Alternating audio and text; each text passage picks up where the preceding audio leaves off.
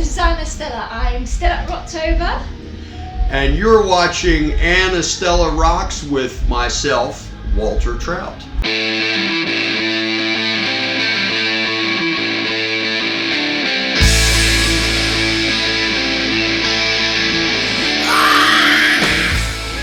you, Mr. Trout. Lovely to meet you. Can I call Nice you to meet Walter? you. Please do. Can I call you Ann? You certainly can. Thank you. Well, I'm not sure where to start with you. You've had a solo career for over 25 years now. 30. Over 30. You actually said, I owe it to the fans to play it like it's the last gig I'll ever do. I do. Right. What do you mean by that? Well, I have felt that way since, I've had a solo career for 30 years. I made my first solo album in 1989. Yeah. But I was a sideman for 20 years before that. And I've always kind of felt that way, but I feel that way in the last few years because I was very, very ill and I was out of commission for 2 years and I had to get a liver transplant. Yeah. And I was not supposed to live, and because it was the American healthcare system, in quotes, the only way I was able to get the liver transplant was by doing a crowdfunding drive, and they basically chipped in, and as my wife says, they sort of bought stock in my liver. And the dividend I have to pay is when I get up and play now, I have to give it everything I got for them. So how are you feeling now? I feel great. Yeah. Now, you've got your latest album, Survivor Blues, so I suppose the title says it all, really. Yeah, there's various layers of meaning in that. There's all the guys in the band that played on the album were all sort of survivors in our own way. There's a few of them that are in recovery from various addictions. There's one of them who had a bypass operation in his heart, and then there's me who is not even really supposed to have survived. But also, I looked up songs and artists that have been forgotten and never really gotten any recognition. And I tried to present these songs in a way as that these songs are beautiful and relevant, and they survive in their artistry. Just reviving forgotten blues treasures. Exactly, and they survive also. I wanted to show, here's a song that was written 40 years ago. It's never been covered, but listen to it, it's stunning. Yeah, and looking at the blues rock scene at the moment, I know that mentoring new talent is something that's quite important to you. How important is that aspect of what you do now? It's just something I love doing, and I kind of always get a have. sense of satisfaction, I suppose. I do. If I see a young musician who I think has got a God-given talent, I love helping them, and I love encouraging them, and getting them up with my band to play and presenting them to people and giving them advice and kind of trying to tell them what they can expect in this business and how to kind of navigate the waters. And it's something I enjoy, and I have for a long time. I want to see this music survive.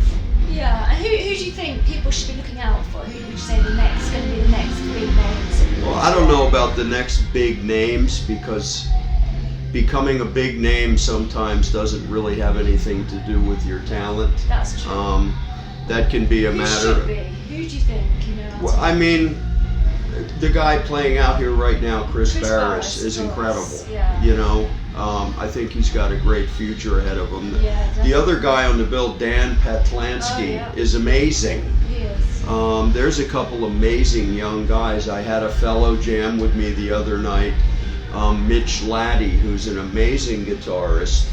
And when he was 16, I had him come to Holland and play with me at the Paradiso, and I featured him. He was just 16 and he got a record deal out of it. The record company president happened to be there, and I've mentored other guys in the UK like Danny Bryant and Ollie Brown and Ainsley Lister, and the list kind of goes on and on. I think both of the Nimmo brothers are incredible. Alan has his band now, King. Yeah. And they're just world class. How do we get younger people into listening to this kind of music? Because when I go to gigs, and especially the bluesier type of rock gigs, it's nearly always older people that remember going to gigs years ago and carried on that sort of part lifestyle. of that is because the mainstream media doesn't really play this stuff. It doesn't really promote it, does it? No, it promotes. I don't know why. When I was growing up, I was born in 1951, so I remember Elvis Presley on Ed Sullivan in 1956. But the 60s, where I'd be riding in my parents' car, and they'd turn on the radio, and there'd be the Beatles and the Rolling Stones and Jimi Hendrix and Otis Redding and Sam and Dave and Procol Harum and I mean all these amazing, and those bands were getting played on the mainstream media, and they were having top 40 hits, and so I grew up in an era when I think really amazing music was just everywhere, and now you just have to seek it out. Yeah. If you turn on mainstream radio, you're going to hear a lot of very kind of corporately produced.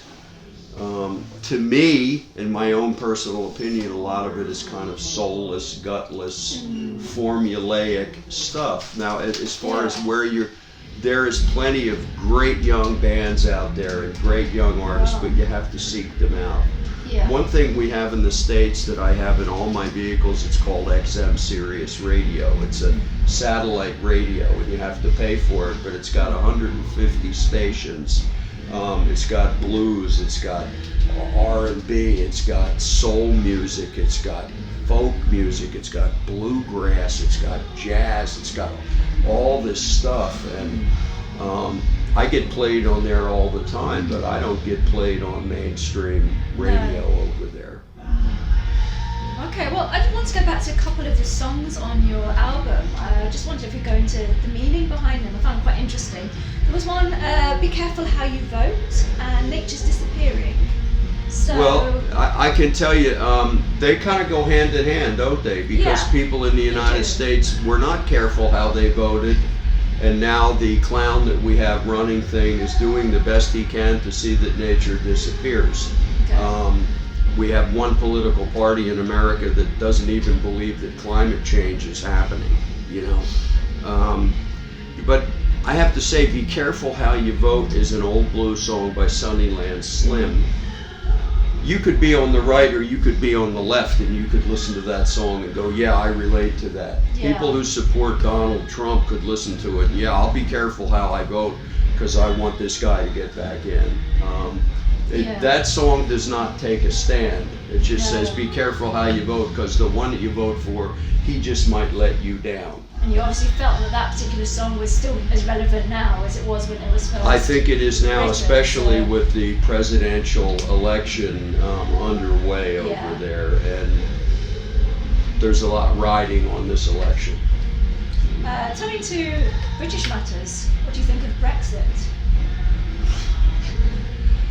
I don't know. I don't understand why this country would want to leave, but I look at that as a guy who tours over here all the time and goes back and forth between Europe and the UK, and I know the way it was because I started touring over here 45 years ago, and I remember when in one day we would have to go through 4 borders, and at each border we would have to stop, and we would have to go through immigration and go through customs, and we're in a bus or we're in a van, and we have all this gear, and it got so much easier when the EU came into being. It became so much more pleasant to tour. Touring bands, especially. They do.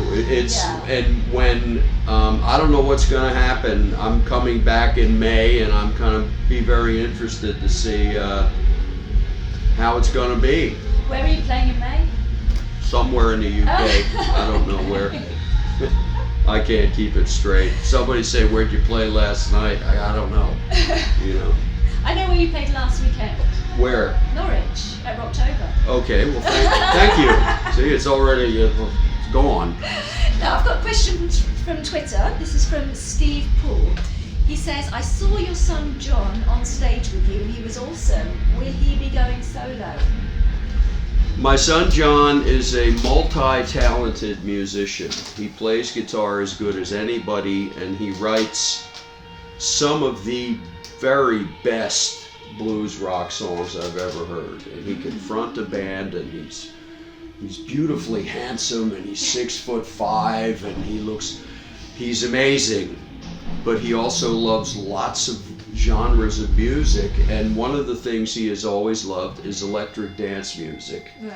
And he's been doing that kind of on the side, and he sent out some tracks, and there is a major electronic dance music label which I believe is in process of giving him a record deal, so I'm very proud of him. Excellent. Yeah. Okay. I don't know if I'm even supposed to say that. He might, when this turns up, hey Dad, why'd you say that? Fine, don't worry. But so I mean, he seems like he's moving ahead in his career more in that type of music than this type of music. And I know one of the reasons he wants to do that is he doesn't want to feel like he does something as Walter Trout's kid. He wants to do it on his own. Yeah. And I love him and respect him for wanting to do it on his own and not sort of ride along on his name. Yeah, You know. well, great. Yeah. I wish him all the best. Yeah, me too. And yourself, of course. Well, thank you, So Anne. I look forward to seeing you this evening. Yeah, thank you you. very much for talking to me. Well, and it's for been great. Headlining Rocktober, the first Rocktober event. Well, it's a pleasure for me and the band. We were enjoying it. Okay, well, have a blast this evening. Until next time, guys. This is rock and roll. This is rock and roll.